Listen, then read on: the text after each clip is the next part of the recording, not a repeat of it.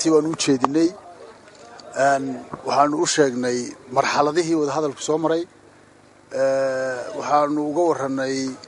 waxyaabaha aanu isla dhaafi kari weynay iyo waxyaabaha carqaladda ku noqday wada hadalkaygii guddidii golaha wakiilada laga saaray waxaan u sheegnay inaanu annagu guddi ahaan garabkayagii tanaasulaad badan sameeyey waxaan u sheegnay inaanu tanaasulaadka faraha badan aanu sameynay aanu uga jeednay in labada garab ee golaha wakiilada wada hadalku dhex marayo ay noqdaan kuwa arrinta xalliya oo aanay cid kale u gudbin waxaan u sheegnay in ay garabkii kale naga diideen haba yaraatee hal qodob oo tanaasulaada inay nala qaataan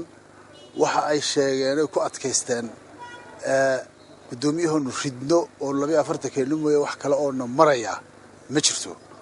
saas darteed baanu golay guurtida arrinta dib ugu soo celinay warbixinteedii qoraal ah iyo af ahna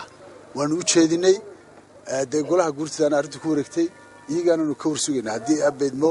waxa ay soo saari doonaan insha Allah darafkeyguna waanu ku qanci doonaa wax kasta oo ay golaha guurtidu gaadho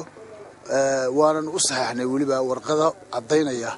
inaanu kalsooni ku qabno go'aan kasta oo ay gaadho golaha guurtidu حاجيه بشدي ayaa warkaas wali waxba ma naagay wali arrin ma naagay waa naloo dhiibay labadii qolo toddobaad ba arrinkii bay nagu soo celiyeen oo noo dhiibay annaguna baraanu galayna wassalaamu calaykum